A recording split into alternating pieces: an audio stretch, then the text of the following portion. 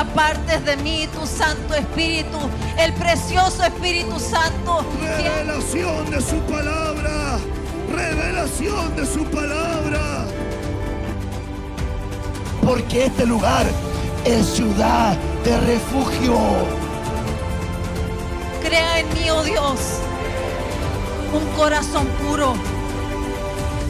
Y el título más grande que me ha dado es ser hijo de Dios. Padre, en el nombre de Jesús, estamos orando en esta noche, Señor, suplicando que tú nos hables por medio de tu palabra. Tu palabra es lámpara a nuestros pies, tu palabra es lumbrera a nuestro camino, y ella nos enseña el cómo debemos de caminar y el cómo debemos de andar. Señor, te suplicamos que podamos, Señor, tener un lindo tiempo de edificación, de instrucción en la palabra, sin que haya ninguna distracción, sin que haya ningún problema, Señor, técnico. Suplicamos tu ayuda, Señor, tu ayuda, para que así los hermanos puedan ser edificados, Señor, y no tengan ningún tipo de interrupción en recibir la palabra del Señor. Rogamos tu gracia, rogamos tu luz, rogamos ese mensaje que tanto viene hacia nuestra vida, para que todos nosotros como cuerpo seamos edificados. Permite que aquellos miembros del pueblo, del cuerpo de Cristo, de esta familia ministerial, Señor, tengan la carga, tengan la necesidad de poder sentarse a oír, Señor, la palabra, de poder sentarse a escuchar el mensaje de tu palabra. Quita toda distracción, quita todo, Señor amado, aspecto ajeno a este momento, para que podamos reunirnos, Señor, alrededor de esta temática y poder juntos edificarnos. Este es el tiempo que a ti te pertenece. Tu palabra dice que todo tiene su tiempo. Hoy día tuvimos tiempo para quehaceres, para trámites, para labores, para trabajos, para educación, para distracción, lo que sea, pero ahora es el tiempo de tu palabra y se merece, Señor, el respeto, el honor y la dedicación que así se lo merece, Señor, porque es tu palabra. Háblanos, direcciónanos en el nombre poderoso de Jesús. Amén y amén. Qué bonito, ¿verdad?, es estar juntos ya y poder ir participando de esta instrucción. Yo quisiera ya entrar a esta temática el día de hoy y quisiera compartirte, ¿verdad?, un tema bien significativo, y le puse como título el espíritu de Babilonia. El espíritu de Babilonia. Hermanos amados, esta temática es muy interesante a poder desarrollarla y desarrollarla de una manera significativa, pues la palabra del Señor nos dice que desde sus inicios, Babilonia, ¿verdad?, desde sus inicios Babilonia ocupa un lugar muy relevante en las Escrituras. Desde el inicio de la creación, en el libro de Génesis, ya venía manifestándose esta estructura de Babilonia. Y qué tema más contingente para este tiempo. Con la ayuda del Señor vamos a ir tomando también de esta temática, y si el Señor nos estima, ¿verdad?, otra cosa, este domingo vamos a estar viendo algo también de esta manifestación espiritual del tiempo final. Como bien le digo, desde el inicio de la creación en el libro de Génesis, Babilonia ha tenido un lugar relevante en las Escrituras, y generalmente está asociada con los enemigos de Dios, con los enemigos del pueblo de Dios. Y en el libro de Apocalipsis hay una gran fiesta cuando se dice: ha caído la gran Babilonia, ha caído la madre de las rameras, y como que hay una gran expresión de contentamiento, de alegría, porque hubo una victoria involucrada en este evento. Interesante. Ahora, yo quisiera poder ver algunos puntos con relación a esta temática, y quisiera poder, ¿verdad?, desarrollar este tema con la ayuda del Señor y rogarle, ¿verdad?, la mayor atención para que pueda quedar con la edificación correcta. Hablamos primero, ¿verdad?, del origen. Ya le dije que Babilonia tiene una incursión espiritual desde los inicios de la Escritura, y ahí nosotros vamos a ver que la palabra del Señor nos muestra su origen. Génesis 10, versículo 8, dice: y Cus engendró a Nimrod, quien llegó a ser el primer poderoso en la tierra. Verso 9, poderoso cazador en oposición a Jehová. Por eso hay un dicho, como Nimrod, poderoso cazador, pero mire, ponga atención ahí ese punto, en oposición a Jehová. Qué interesante ese punto. En oposición a Jehová. Verso 10. Y el comienzo de su reino es Babel, Erec, Accad y Calné. ¿Y dónde? En la tierra de Sinar. Me resulta, ¿verdad?, bien interesante poder ver que cuando habla de que es en la tierra de Sinar, nos está marcando un lugar específico, nos está marcando un lugar, un punto de desarrollo. Algo interesante para que usted lo tome ahí en sus apuntes, es la raíz de Cus. Aquí en Primera de Crónicas usted puede también ver en el capítulo 1, versículo 10, que Cus era, ¿verdad?, bueno, de los descendientes de Cus. Ahí dice, era descendiente de Cus. Interesante ver que la palabra Cus significa negro, tinieblas y oscuro. Mire qué interesante, negro, tinieblas u oscuro. Realmente Cus finalmente era un hijo de las tinieblas. Aquí el significado de su procedencia nos está señalando un movimiento, ya sea de las tinieblas, ya sea un movimiento espiritual de oscuridad, y permítanme, ¿verdad?, decirlo de esta manera, el ocultismo.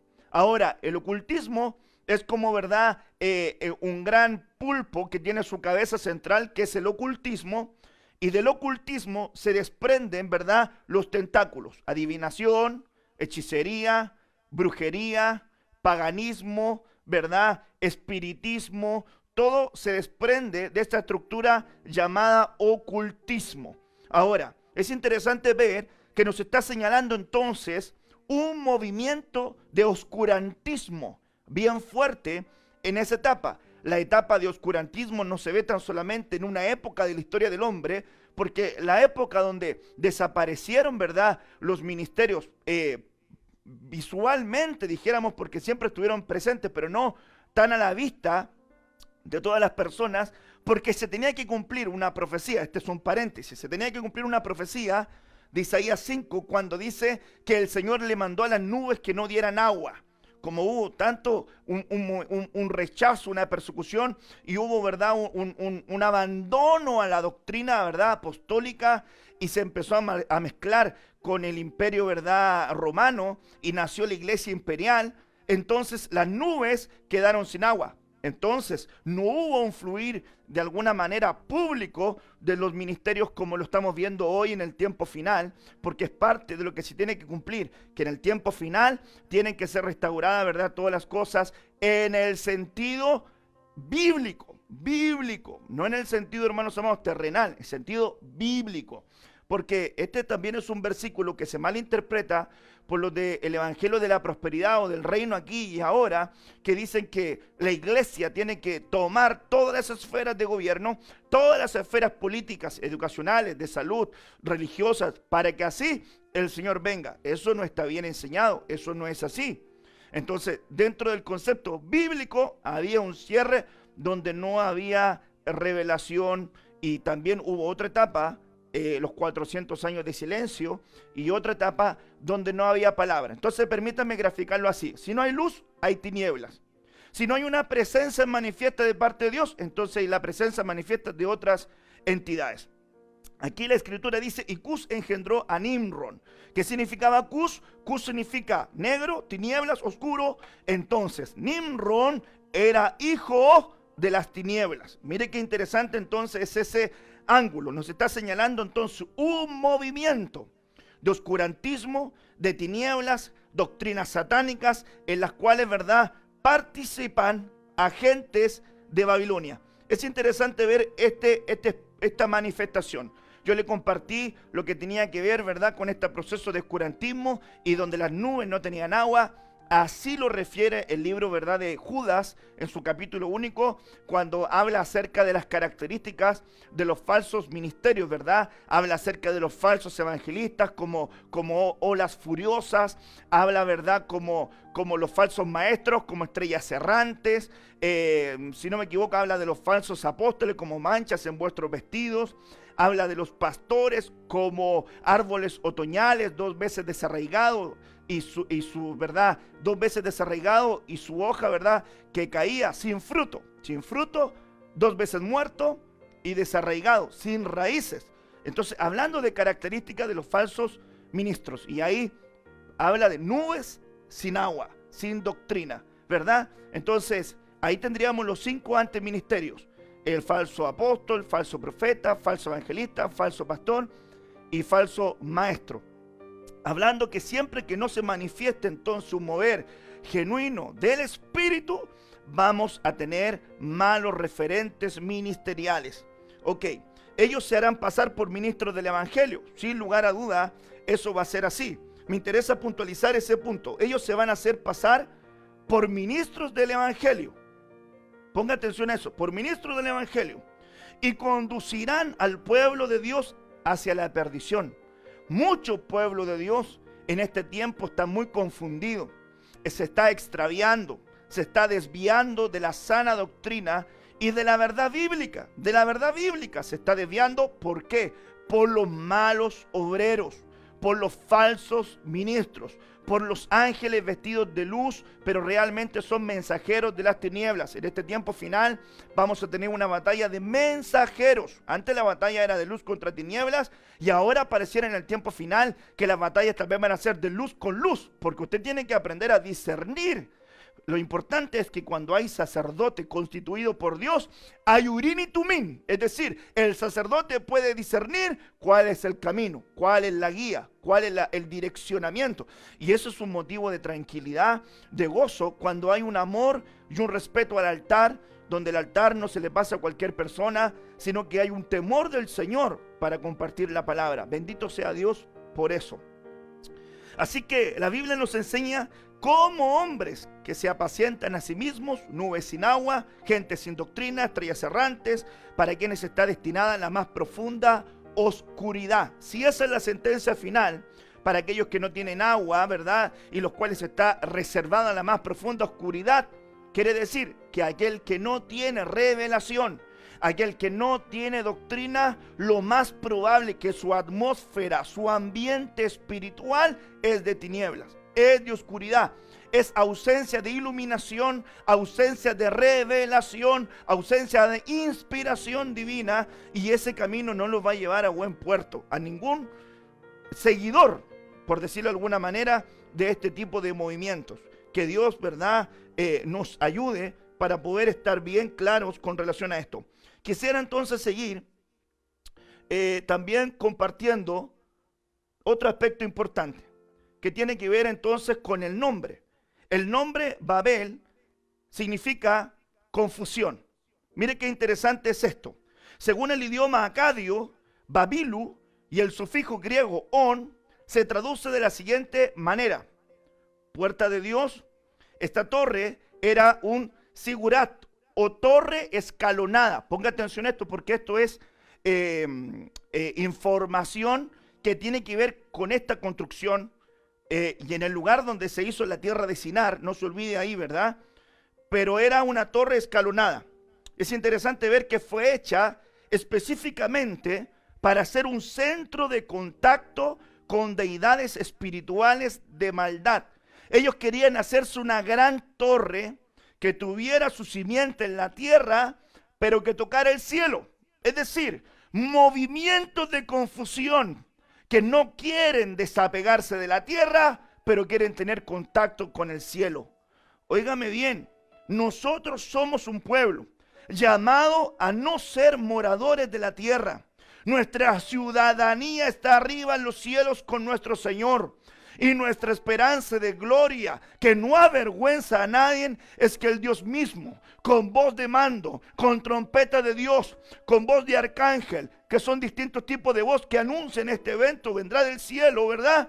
Y en las nubes esperará a la iglesia, la novia y la iglesia que va a ir al tribunal de Cristo. Recuerde usted que Apocalipsis 12 dice que había una mujer que dio a luz en el cielo. ¿Dónde dio a luz? En el cielo. Entonces la Biblia dice que esta mujer de Apocalipsis 12 subió y en el cielo dio a luz. El dragón estaba esperando atento, y dice la Biblia entonces que dio a luz un huío, no lo pudo devorar, y el huío fue ocultado. Entonces ese huío es el hijo maduro y representa a la iglesia novia que asciende de la tierra, ¡pum!, llega al tribunal de Cristo, Ahí lo coronan, le dan las aprobaciones, le dan los señalamientos respectivos, y de ahí es la figura de la iglesia, de la mujer que da luz en el cielo. Sale el huíos y otro arrebatamiento a las bodas del Cordero. Sin embargo, dice la Escritura que le cambian el huíos por un tecnón. Quiere decir que una parte de lo que salió de esa iglesia estructuralmente, ¿verdad? De esta entidad femenina, fue regresada al desierto, donde ahí el Señor tenía preparado un lugar por 1260 días o 42 meses o 3 años y medio, donde iba a ser, ¿verdad?, protegida por el Señor, y el dragón le iba a perseguir en el desierto para hacerle guerra a los santos. Interesante, ¿verdad?, ver ese ángulo. Esa es la esperanza que nosotros tenemos. Yo no sé si usted tiene esa esperanza, pero yo creo que usted debería tener esa esperanza de poder participar del arrebatamiento, porque si estamos viendo las señales de la segunda venida pública, quiere decir que el arrebatamiento está demasiado cerca como para ignorar. Bendito sea el Señor con respecto a lo que Él nos está educando y enseñando.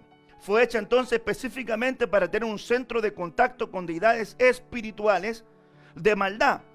Qué interesante ver que desde el inicio los hombres tenían cierta fascinación por tener contacto con otras dimensiones. Uno de los libros, ¿verdad?, que se menciona en la misma Biblia, que es el libro de Enoc, y la Biblia dice que, según escrito en el libro de Enoc, dice que el Señor vino con sus millares de ángeles. Pero cuando usted va a verlo, ¿verdad?, en la Escritura, ¿dónde está escrito eso? No está, pero la Escritura misma sí lo menciona. Y Enoc también es mencionado, y Enoc que fue arrebatado. En esta estructura nosotros vemos, ¿verdad?, en este libro, ¿verdad?, extra bíblico, que no fue recibido dentro del canon, pero sí nos da cierta luz para poder ver cómo las creaciones, ¿verdad?, de los hombres fueron trastocados en sus conocimientos, en sus estructuras, en sus formas de hacer las cosas.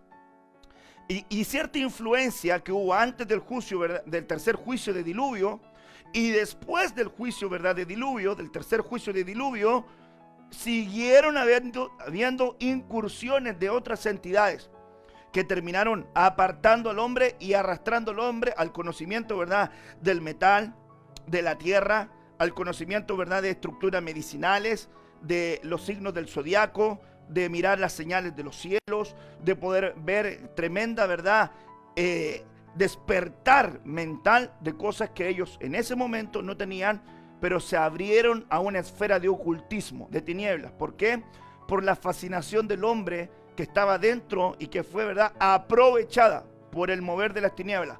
Esto no ha cambiado, porque esto es lo mismo, ¿verdad?, desde otro ángulo, que en el tiempo final la gente tendrá comezón de oír. Comezón de oír. Y se amontonarán conforme a sus muchas concupiscencias a oír a falsos maestros. Por eso es peligroso. En los cielos ellos querían tocar, que era como un observatorio astrológico para predecir el futuro del hombre. El hombre siempre ha tenido la fascinación de saber lo que va a acontecer. Ha tenido el deseo de preservar su vida. Hoy tenemos en la sociedad no tan solamente cosas del ángulo, ¿verdad?, social o civil o religioso o político o económico o de salud, sino que también tenemos, ¿verdad?, evidencia de cierto tipo de conocimiento que busca distorsionar aún la biología y la genética del mismo hombre. Estamos hablando de clonaciones que partieron en animales y ahora clonaciones que están también en hombres, y da la idea que en el tiempo final no sería raro ver hombres clonados que tienen cuerpo, tienen alma, pero no tienen espíritu. La Escritura dice que son hombres bestias. Mire qué interesante es poder desarrollar a lo mejor otro día esa temática. En Babel se fundó entonces Babilonia y fue la cuna de la idolatría. En este lugar es donde por primera vez se quiso establecer, oiga bien, es el primer lugar donde se quiso establecer la primera religión mundial. Por eso es que este espíritu de Babilonia no, está presente desde el inicio hasta el final, cuando en Apocalipsis 18, ¿verdad?, se habla también de ella y muere, dice, ha caído esta gran madre de todas las rameras. Qué tremendo es poder ver cómo la profecía bíblica recorre estos 66 libros mostrándonos un ángulo. En esta primera prototipo o diseño de religión mundial estaba enfatizada en el culto al hombre. Movimientos muy curiosos del tiempo final: el humanismo, la filosofía, el gnosticismo, el ateísmo, el hombre por el hombre. Ojo con eso. Usted lo puede ver y ahí estudiar en Génesis capítulo 11, versículo 4 o 11. Sería bueno que lo leyera completo, porque ahí vemos información acerca de la Torre de Babel. Posteriormente, bajo el reinado de Nabucodonosor, esto no cambió, sino que se quiso obligar a las personas que se postraran ante esta estatua que representaba a este hombre. Culto al hombre. Tiempo final: culto al hombre, culto a las capacidades del hombre, culto a las pericias del hombre, culto al conocimiento del hombre, el hombre por el hombre. Cuidado con esa doctrina diabólica, pretendiendo nuevamente unificar un único foco de devoción basado en algo humano, diabólico, pero no espiritual. En el final de los tiempos, esta gran religión de la Babilonia religiosa se impondrá en el mundo entero, porque recuerde usted que el falso profeta es un líder religioso, pero este falso profeta va a hacer que las religiones unidas vengan a adorar a la bestia, que es el anticristo, el líder político. Entonces mire cómo se va estructurando en la Biblia todo este gran escenario, este mapeo profético, este mapeo bíblico en el cual el Señor nos va mostrando en qué tiempos estamos viviendo y cómo los estamos viviendo. Yo quisiera que usted pusiera atención en la profecía bíblica, en los tiempos finales que estamos viviendo, y que no se desconcentrara de lo que Dios nos quiere ir ministrando y de lo que Dios nos quiere ir hablando. Sigamos entonces la carga viendo información. Nimrod, Génesis 10, verso 8 al 10, en la versión BAT, ¿verdad? Usted lo puede cotejar ahí. Ahí dice que fue el fundador de Babilonia. Los comentarios con relación a eso, podemos entender que él fue el fundador de Babilonia, ¿verdad? Ahí en los orígenes, en la tierra de Sinar. En la tierra de Sinar es donde se manifiesta la entidad de la iniquidad, según el profeta Zacarías. Es interesante, cuando llevaban una efa y volcaron dos entidades femeninas, pero una de ellas era la iniquidad. Y en ese párrafo, en una versión dice que se soltaron la iniquidad y la maldad. ¿Dónde? En la tierra de Sinar, el epicentro o la plataforma de la gran confusión de toda la humanidad y de todas las gentes. Yo, hermanos amados, quisiera que pusiéramos atención en este camino. Nimrod, el que se opone a Dios y se opone a todo lo de Dios. Una de las características del anticristo es que él se opone a Dios y a todo lo que represente Dios. Interesante. El fundador de Babilonia, y una versión se describe parte de su carácter, porque se exhibió como un poderoso cazador en oposición a Jehová. Por eso hay un dicho, como Nimrod, poderoso cazador en oposición a Jehová. Génesis 10, verso 9, en la versión, ¿verdad?, BNM, dice que además su nombre significa rebelde. Ponga atención: rebelde, rebelión, cazador, gigante, altivo, tirano. Esto nos señala distintas características con las cuales se manifiesta entonces esta potestad o esta manifestación espiritual. Yo creo que debemos poner atención a este escenario.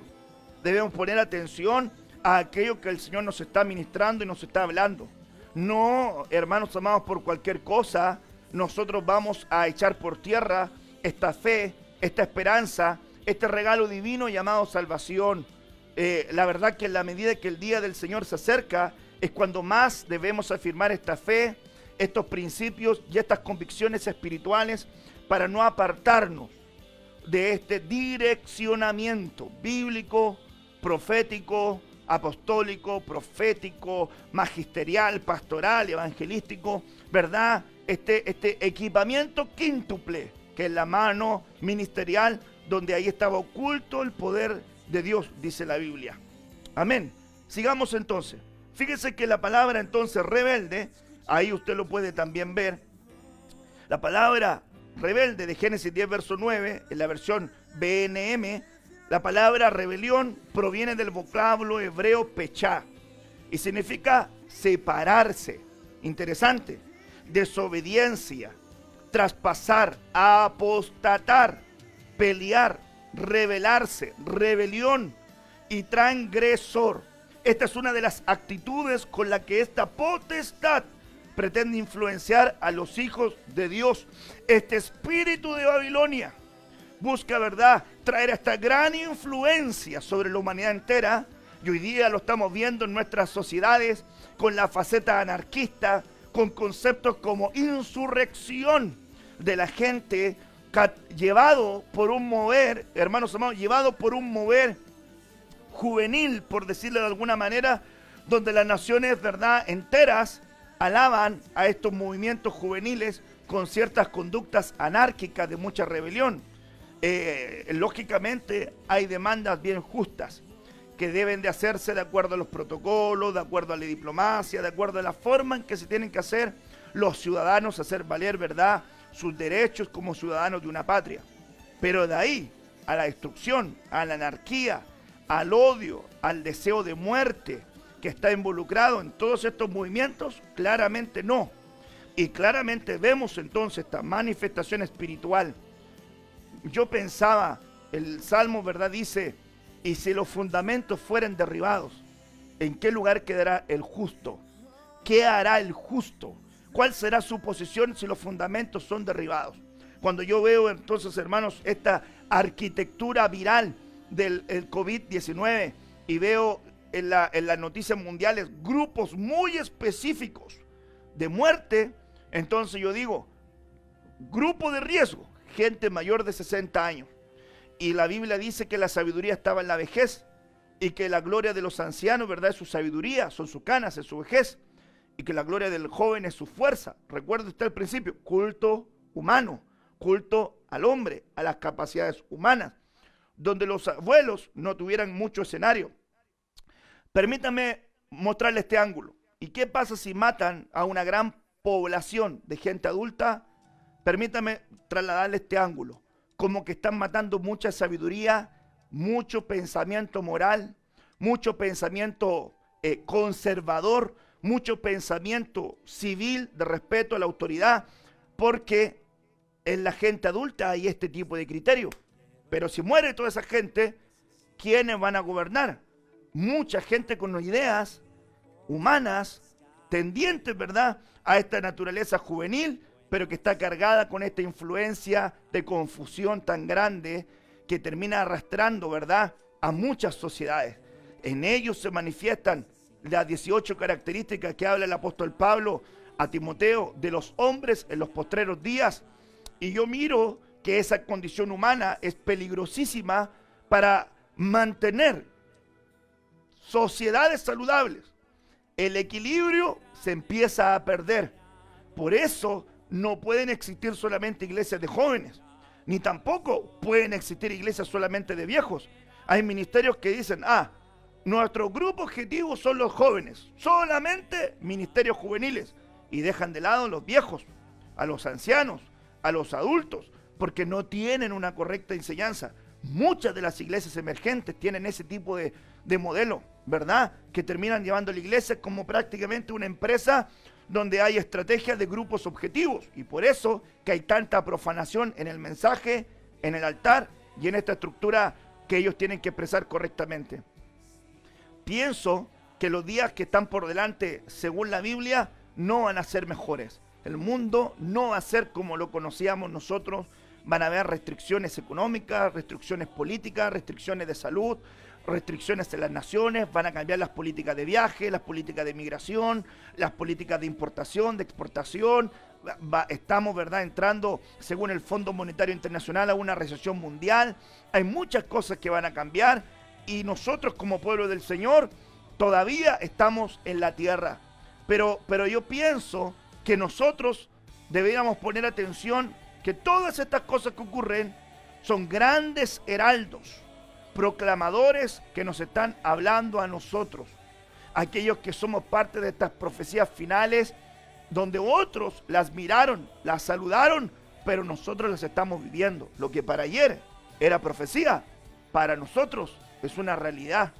Entonces hoy, qué peligroso es ver, especialmente en la relación de los hijos con los padres, rebelión, anarquía, falta de respeto a la autoridad. Esto incluye a Dios, esto incluye a los padres biológicos, esto incluye a los padres espirituales. Esto lo hace para contradecir la obediencia. La obediencia es un poder de Dios. La desobediencia es un poder de las tinieblas. La honra es un poder de Dios. La deshonra es un poder de las tinieblas. Entonces nosotros debemos preocuparnos de que en nuestra vida haya respeto, que en nuestra vida haya honra, que en nuestra vida existan principios, existan valores. Como pueblo del Señor, iglesia, no podemos nosotros dejarnos mover fácilmente de nuestra manera de pensar, producto de la confusión de los tiempos que estamos viviendo. Es peligroso ver cabalgar este caballo rojo con esta gran filosofía, con esta gran doctrina, con esta espada que está arrasando las naciones, cuando pensábamos hace muchos años que ya había muerto, ¿verdad? Este mover, y ahora está resurgiendo en el tiempo final. No quiero tampoco, ¿verdad?, que se malinterprete lo que estoy diciendo. Pero como pueblo del Señor no se puede manifestar ningún tipo de tendencia que no vaya de acuerdo a su palabra. Somos llamados a reflejar el carácter de Cristo. Somos llamados a reflejar la palabra del Señor. Cuidado cuando en la casa los jovencitos muestran rebeldía, anarquía, falta de respeto a la autoridad, o cuando en la casa se oponen a la autoridad de Dios y se oponen aún a las autoridades ministeriales. Van a caer en la apostasía. La apostasía es la cascada descendente donde revienta lo que parte como una herejía, se transforma en una blasfemia y termina en una apostasía. Hay que tener mucho cuidado de eso. Amén. Sigamos. Entonces, la estrategia de ataque que ocupan las tinieblas aparece de alguna manera en el libro de Ezequiel 21, verso 21. Este es un trasfondo espiritual de esta entidad llamada de espíritu de Babilonia, potestad babilónica. Porque recuerde que así como hay una Jerusalén terrenal, hay una Jerusalén espiritual y hay una Jerusalén celestial. Así también hay una Babilonia terrenal, hay una Babilonia espiritual y hay una Babilonia celestial. Ezequiel 21, verso 21 dice: porque el rey de Babilonia se ha detenido en la bifurcación del camino, al comienzo de los dos caminos, para emplear la adivinación, uno de los brazos del ocultismo. La adivinación sacude las saetas, consulta los ídolos familiares, observa el hígado. Es interesante que el enemigo utiliza todo el recurso que tiene en su mano para arruinar la vida de su pueblo. Ponga atención, un demonio, un espíritu inmundo, un ángel caído, tiene una gama de recursos para atacar y arruinar la vida del pueblo muy grande. La adivinación es un arma de la hechicería muy poderosa. Cuando hay adivinación, hay un hechicero. Y si hay un hechicero, hay un brujo, que es la cobertura del hechicero. Ahora, sacude las saetas. Es interesante ver que dentro del ocultismo, sacudir las saetas, ¿verdad?, en el concepto ocultismo babilónico, significa como enviar en lenguas un susurro al oído. O sea, es una especie de ministración al alma a una persona. Ponga atención, ¿cómo puede ser que las tinieblas no ocupen las herramientas que están ocupando? Las van a ocupar. Lo que no entiendo o me cuesta entender es que cómo la iglesia no ocupa las herramientas espirituales que Dios le dio. Porque las armas de nuestra milicia no son carnales, sino espirituales, poderosas en Dios para destrucción de fortalezas. Tenemos una armadura que según la Biblia en Efesios 6 nos fue otorgada. no como un fetiche, no como un amuleto, sino que es para cuidar nuestros pensamientos, para cuidar la verdad, para cuidar la justicia, para cuidar que no se pierda la fe, para defender la doctrina con la espada, para caminar correctamente. La oración es una fuerza poderosa para el pueblo del Señor. El hígado, porque ahí es donde se marca, hermanos amados, ancestralmente muchas cosas de lo que se ha vivido. Es interesante que el hígado marca un poco la estructura de lo que ese cuerpo ha vivido, cómo ha digerido, qué es lo que ha consumido. Los adivinos, los hechiceros, consultaban mucho el hígado. En unas traducciones que también he visto en la palabra del Señor, se traduce muchas veces también como las entrañas, se traduce al corazón, en otras versiones al hígado o la mente, si no me equivoco. Entonces estamos hablando de que ellos consultaban el hígado para saber de alguna manera cuál era la línea de ancestros de idolatría que tenían aquellas personas, para poder ocupar esa misma estructura y arruinar a esa misma gente. Qué tremendo, ¿ah? Ahora, consultan un ídolo familiar. Así es la estrategia que estamos viendo en Ezequiel 21:21. Porque el rey de Babilonia se ha detenido en la bifurcación del camino al comienzo de los dos caminos para emplear adivinación, la herramienta de la hechicería, que es uno de los brazos del ocultismo.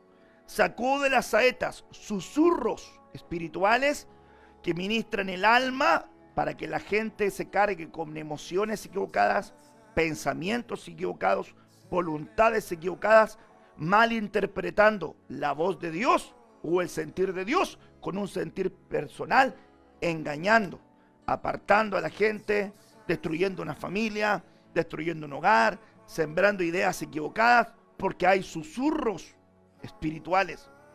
Consulta a los ídolos familiares y ahí es donde, ¿verdad?, existen estos ancestros de idolatría, porque se busca la ruta de ellos para poder anclar al corazón a una devoción errónea. El hígado, hay un mapeo ancestral de lo que va ocurriendo en esa estructura familiar. Interesante. Ahora, según los comentaristas, ¿verdad?, en el verso 19, en el versículo 20, verso 19, verso 20, anterior al versículo 21 que estamos leyendo, como que se instruye a Ezequiel a dibujar un mapa mostrando la ruta por la cual el rey de Babilonia vendrá. Es interesante entonces poder ver uno de los principios de guerra espiritual fuertes es este. Cuando la estrategia de las tinieblas se descubre, pierde el poder esa estrategia. Entonces, eso llevémonos al libro de Proverbios. El libro de Proverbios dice que el avisado ve el peligro y se aparta de él. Entonces nosotros hoy día no somos desentendidos, somos avisados de las cosas que están aconteciendo y que están ocurriendo. En una encrucijada de la ruta debe haber un poste de guía que señala en Rabá, eso le dice el verso 19, el verso 20, en una dirección, y a Jerusalén en la otra dirección. Jerusalén como símbolo del pueblo de Dios, Jerusalén como estructura del pueblo de Dios. Ahora, mirando esa estructura, ¿verdad?, vemos que hay mucha información dentro del campo espiritual que nosotros debiéramos considerar de una manera importante, sin descuidarnos y advirtiendo aquello que el Señor está compartiendo en nuestra vida. ¿Cuántos dicen amén? Y usted en su casa dirá, amén, pastor. Ahora, sigamos. Entonces, ¿qué busca este espíritu de Babilonia, esta potestad, esta entidad ancestral que arrastra a la humanidad a una confusión tan grande? Confusión social, confusión religiosa, confusión política, confusión familiar, confusión sexual, confusión ideológica, confusión filosófica, que busca arrastrar a toda la humanidad a esferas de, hermanos amados, confusión. Lo que busca es querer establecer mezclas. Quieren que se den mezclas. El versículo que estamos leyendo dice poderoso, cazador. Génesis 10, verso 9. La palabra poderoso se traduce del vocablo hebreo gibor, que significa un poderoso valiente, recordándonos que así eran llamados los seres híbridos. Una de las palabras que se ocupa para las mezclas que se mencionan en Génesis, ¿verdad? 6, cuando dice la Biblia en Génesis 6, verso 1 y verso 2, aconteció que cuando los hombres comenzaron a multiplicarse sobre la faz de la tierra, les nacieron hijas. Los hijos de Dios vieron que las hijas de los hombres eran hermosas y tomaron para sí mujeres de entre todas las que les gustaban. Esto nos habla de mezclas de razas, pero de estirpes diferentes. Esto nos habla de relaciones mixtas o mezclas. En este tiempo esta potestad ya había cazado, hermanos amados, gente para trastocarla, para contaminarla, para apartarla. Entonces, es muy interesante que ahora, en este tiempo, siguen habiendo estas mezclas. Como no se puede mezclar el hierro con el barro, así es la figura, ¿verdad?, del último estilo de gobierno que está en esta gran estructura de la figura que vio que vio Nabucodonosor y que Daniel le interpretó. Este último gobierno es una mezcla de hierro con barro, y como no se pueden unir, van a poder fracasar. Ahora, toda mezcla da a luz seres híbridos. Es interesante ver que las tinieblas buscan generar prototipos, mensajeros, ministros de las tinieblas, emisarios de las tinieblas contaminados que buscan arrastrar a la gente a la perdición. Pero también Cantares nos habla de los 60 valientes, que cada uno tiene su espada en su muslo, y que ellos son las que llevan a la novia, que es una columna que sube desde el desierto. Interesante. La palabra que ocupa para valientes es gibor también. Quiere decir que en el reino Dios tiene gibores, pero las tinieblas también tienen gibores. En el reino Dios tiene mensajeros, pero las tinieblas también tienen mensajeros. Por eso que es una batalla, hermanos más amados, agresiva. Prototipo también de, hermanos amados, la batalla de David con Goliat. Es un prototipo. ¿Cuál fue la batalla que llevó el filisteo de Gat?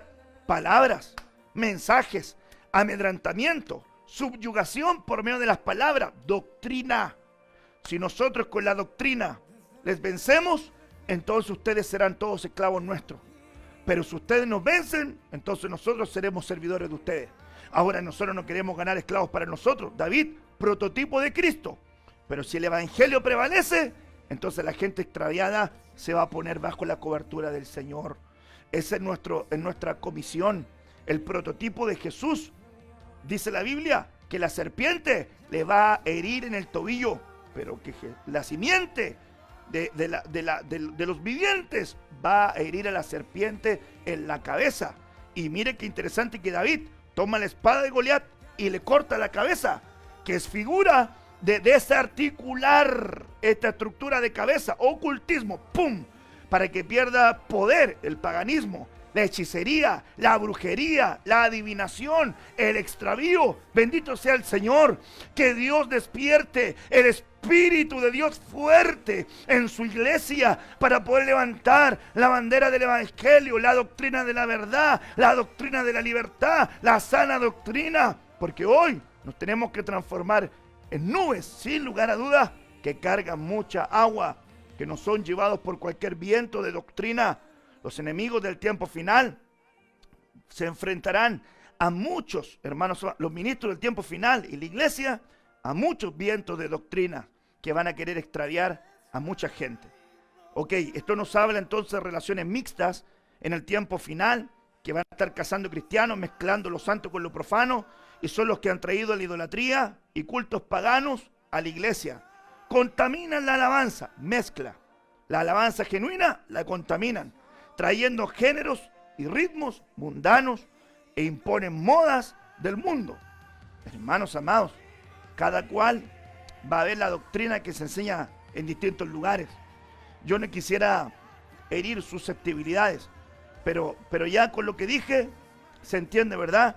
Estilos, géneros, ritmos, modas del mundo traídas a la casa de Dios.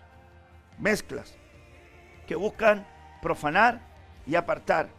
Pienso que si Dios, dice la Biblia, que nos hizo a nosotros un reino de reyes y sacerdotes, y en el libro del profeta Ezequiel dice que el Señor le dijo a los de la tribu de Leví, no os engañéis, porque Dios los ha escogido a ustedes para que sean sus ministros y para que le quemen incienso, para que estén delante de Él, sean sus servidores. Y los sacerdotes tenían vestiduras sagradas, desde el calzoncillo hasta todo lo exterior. Entonces yo creo que la forma de vestir para estar en el altar es importante. Yo creo que la presentación de nuestro rostro es importante. Los detalles de la presentación musical es importante. Y la pureza de lo que se expresa en un altar, mucho más importante. ¿Por qué? Porque el templo se va a medir, el altar se va a medir, y los que adoran en el altar también se van a medir. Bendito sea el Señor. Sigamos. Mezclas, que es un temazo. Ahora, este espíritu de Babilonia, esta manifestación de Babilonia, de confusión, también busca, hermanos amados, que la gente viva en vanidad y que viva también en vanagloria. Ahora, mire qué interesante es este punto. Génesis 11, verso 4, y dijeron, vamos, edifiquemos una ciudad, una torre cuya cúspide llegue hasta los cielos. Y hagamos un nombre famoso, hagamos un hombre famoso, para que no seamos dispersados sobre la faz de toda la tierra. Es interesante lo que llega a ser la arrogancia en el último tiempo, la soberbia, la arrogancia, la vanagloria, la altanería. Un arrogante, una de las principales motivaciones de Babilonia es la arrogancia. Hagámonos un nombre famoso. El nombre de Nimrod está asociado con otras ciudades de la Mesopotamia que manifiestan su antigua popularidad. Por ejemplo, Bis-Nimrod, el Nimrod cerca de Bagdad, en el monte Nimrod, la antigua Calab, ilustrado, ¿verdad? Usted lo puede encontrar en los diccionarios. Y en la Biblia se menciona un territorio conocido como la tierra de Nimrod. Qué interesante es poder ver que hoy en día este espíritu, esta manifestación, puede llevar a los hombres a una arrogancia tan grande que lo único que quieren hacerse ellos es ser famosos. Es que los conozcan, darse a conocer. Yo quiero que me miren, yo quiero que me observen, yo quiero que me conozcan. Pero ¿no sería mejor que conocieran a Cristo? Porque si yo muero, entonces ese grano va a llevar mucho fruto. Pero si yo vivo, menos fruto va a haber. Entonces, ¿cuál es el principio? Señor, yo quiero que tú crezcas para que yo pueda menguar. Si Cristo no crece en mí, si Cristo no crece en ti, difícilmente vas a estar dispuesto a menguar. Porque no puedes menguar sin que Cristo crezca en ti. Te florece la arrogancia, te florece la altivez, te florece, hermanos amados, el orgullo, la vanidad, la vanagloria. Una de esas manifestaciones, la arrogancia, es esta actitud que va a influenciar a los hombres en los tiempos finales. Mire qué interesante es ver que parte de la iglesia va a ser contaminada, sin lugar a duda, con esta manifestación, para entorpecer su caminar, ya que la palabra menciona que antes de la caída viene la altivez de espíritu. Y por medio del orgullo va a pretender apartarnos de la comunión con Dios. Qué importante es que a veces el enemigo ocupa la ofensa, ocupa el pleito entre hermanos, para que ese hermano no pida perdón o el otro no perdone por el orgullo, y lo saca del propósito, lo saca del lugar, lo saca del propósito, lo saca del diseño por la arrogancia, por el orgullo, por la soberbia, por no querer reconocer errores propios. Que Dios nos ayude, que Dios guíe nuestros pasos. El orgulloso, el altivo, Dios lo mira de lejos, pero el humilde, Dios lo mira de cerca y lo atiende. Porque el Señor es excelso y atiende al humilde, mas al altivo, Dios lo mira de lejos. Otro principio, tercer principio de enseñanza. Babilonia edifica con ladrillos. Mire qué interesante es esto. Génesis 11, verso 3, y se dijeron unos a otros, vamos, fabriquemos ladrillos y cosámoslos bien. Y usaron ladrillo en lugar de piedra y asfalto en lugar de mezcla. Lo importante sería en este versículo destacar, usaron ladrillos. Quiere decir que este movimiento espiritual de confusión busca edificar con ladrillos, moldes humanos. La Biblia dice que nosotros somos piedras vivas y que debemos ser labradas porque fuimos sacados de la cantera divina. Y al ser labrados vamos a edificar nuestra vida como edificio espiritual. Todos nosotros unidos como edificio espiritual con la piedra angular, que es Cristo, que los edificadores desecharon. Miren que la desecharon. Piedra angular, apreciada, preciosa, probada, la desecharon. Porque ellos no quieren edificar con piedras talladas, forjadas, labradas. Gente formada, edificada con principios espirituales, sino que buscan edificar con ladrillos, moldes humanos.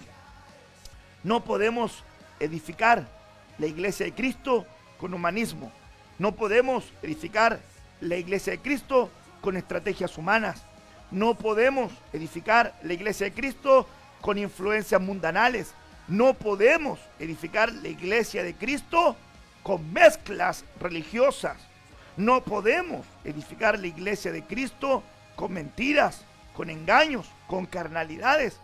No podemos, hermanos amados, edificar con ese tipo de mezcla, de unión, porque eso nos va a llevar al fracaso.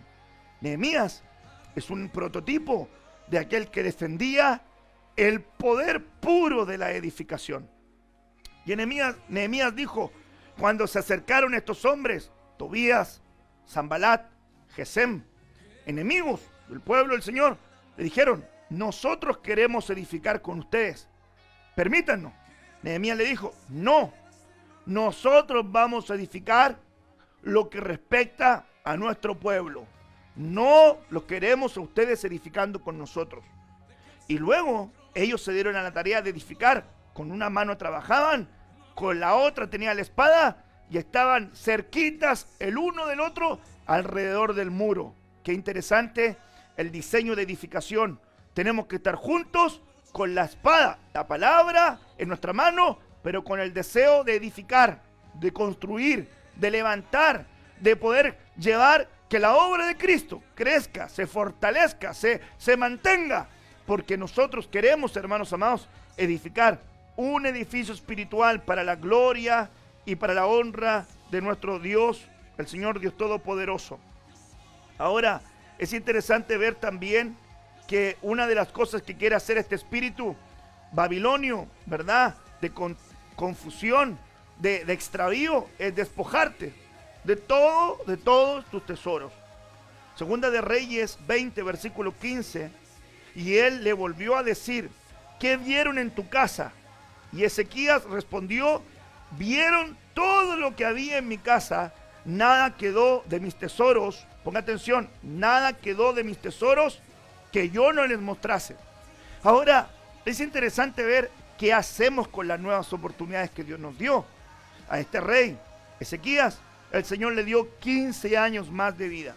Ahora la pregunta es, con los años que Dios nos otorga sobre la tierra, ¿los vamos a desaprovechar o los vamos a utilizar correctamente?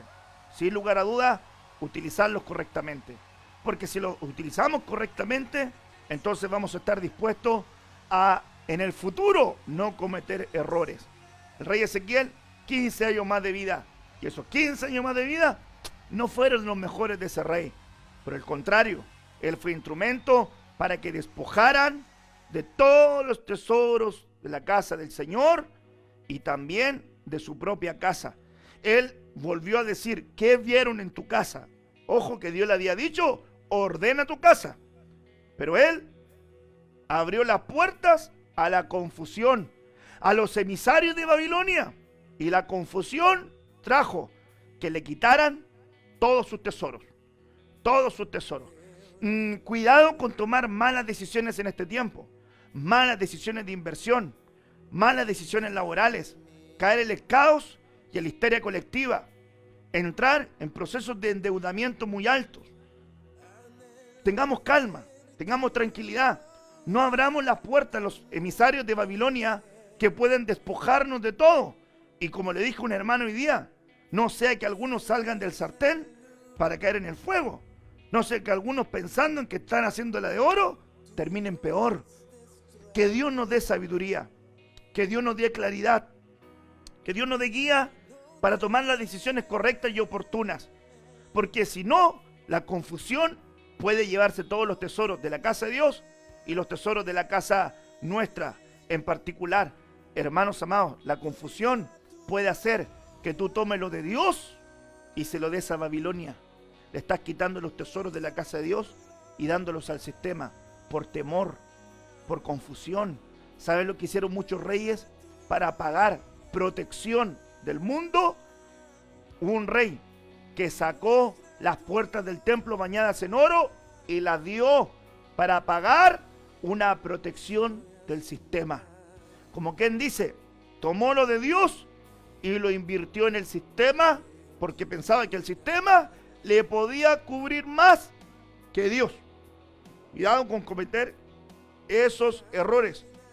Dios santo, va avanzando el tiempo, ya voy a ir cerrando. Otra de las manifestaciones espirituales, vamos rápido para poder terminar esta enseñanza del día de hoy, es que no reconocen a Dios en sus logros. Espíritu humanista, de confusión. Daniel 4:30. El rey reflexionó y dijo, ¿no es esta la gran Babilonia que yo, ponga atención, que yo he edificado como residencia real con la fuerza de mi poder y para la gloria de mi majestad? Ahora, si usted se fija, el verso 30, el rey dice eso, pero mire la contraparte de cómo Dios veía estas cosas.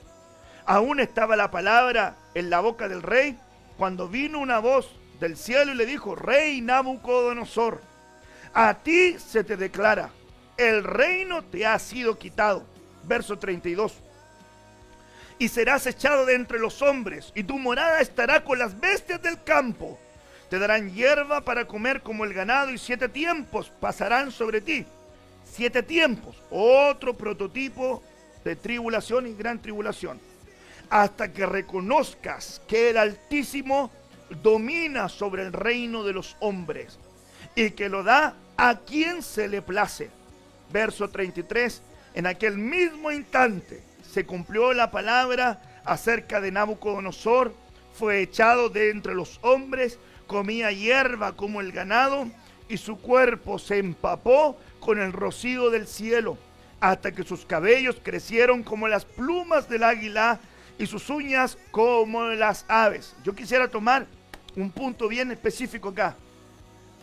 El hecho de no reconocer a Dios en tus logros te puede llevar a tener conductas instintivas de animal, hombres bestias, hombres que destruyen, hombres que arruinan, hombres que dividen, hombres que descuartizan.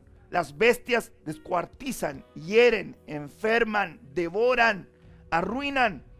Este hombre, por no reconocer a Dios con la fuerza de su poder, lo que él ha edificado, se arruinó.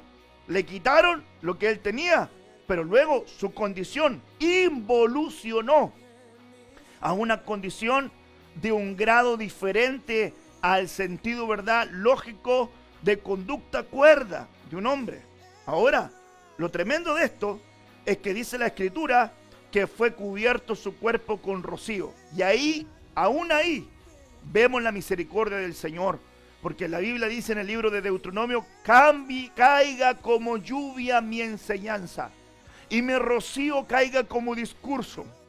Cada vez que tú estés en la casa del Señor, en este mismo momento que estás escuchando esta palabra, la lluvia, el rocío de Dios, el discurso divino está cayendo sobre tu vida para poder extirpar tu orgullo, tu soberbia, tu altanería, para poder extirpar la confusión que te hace pensar que por tus logros, que por tus capacidades tú tienes lo que tienes. Tu casa no la conseguiste con tus fuerzas. Tus bienes no los conseguiste con tus fuerzas. Tu empresa no la conseguiste con tu empresa. No hay nada de lo que tú tengas que haya provenido de tus fuerzas. Por eso es que es muy importante entender, cuando damos a Dios, saber de dónde proviene lo que uno tiene.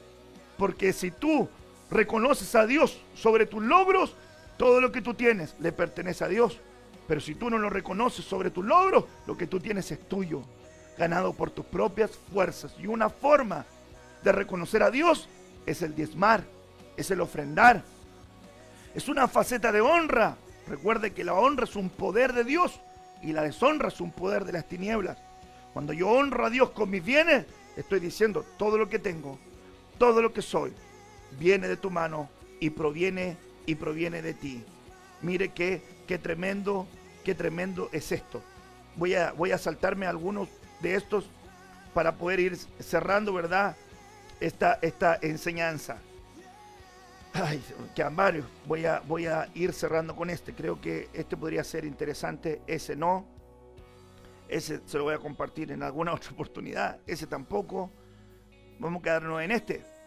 Buscan meternos en tribulación. Daniel 3, verso 19. Entonces Nabucodonosor se llenó de ira y se demudó el aspecto de su rostro. Su semblante cambió contra Sadrach, Mesach y Abednego, Ananías, Misael y Azarías, sus nombres hebreos, y ordenó que el horno se calentara 7 veces más de lo acostumbrado. 7 en tribulación es figura de tribulación y gran tribulación.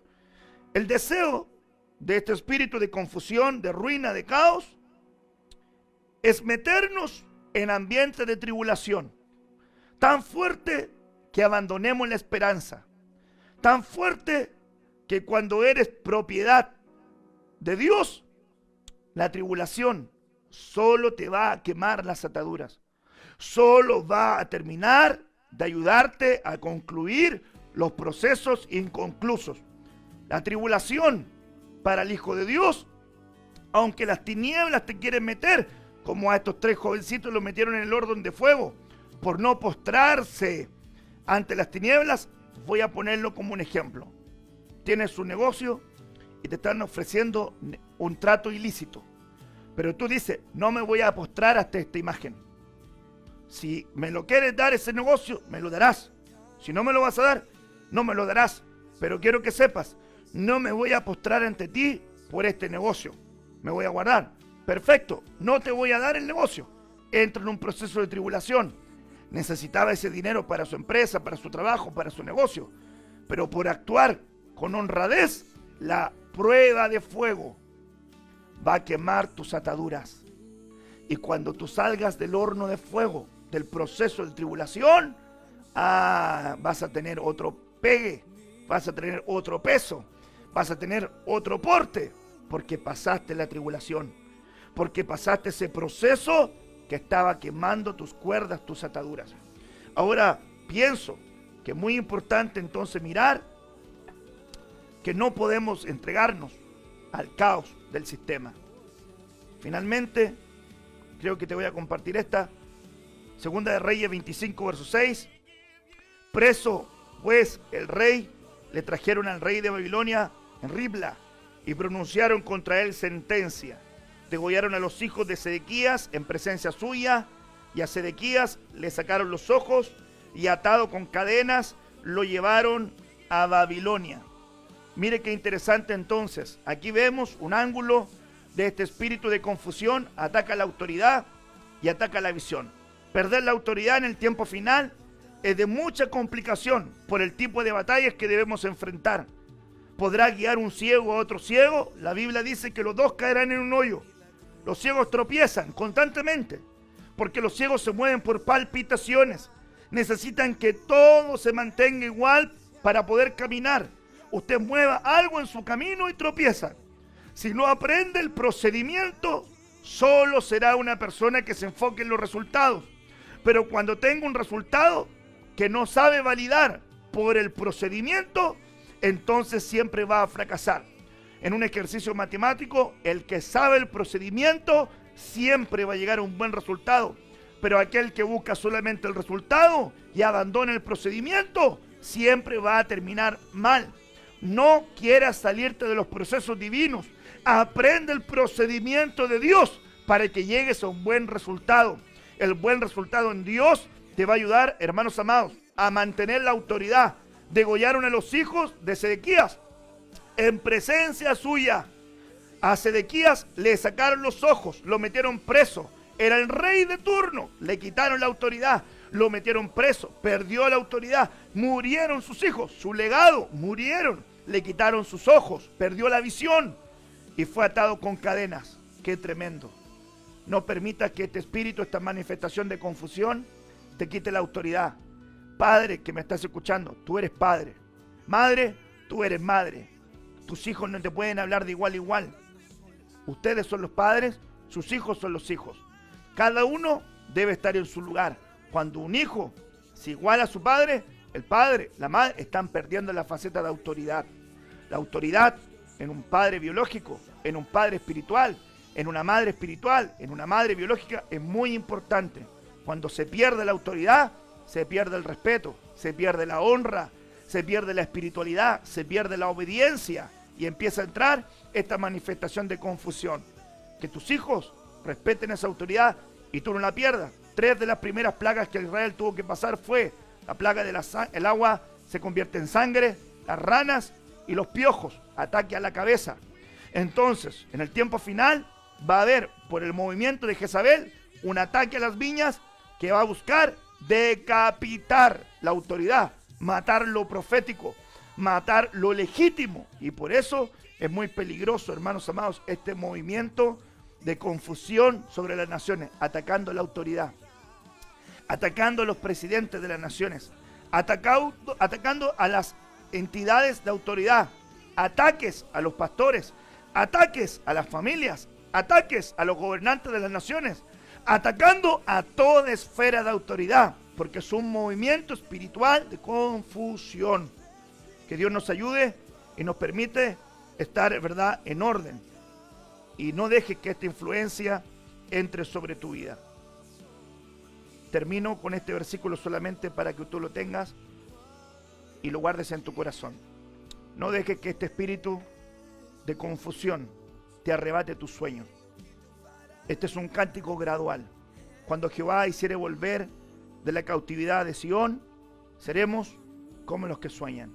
Este espíritu busca arrebatarte tus sueños.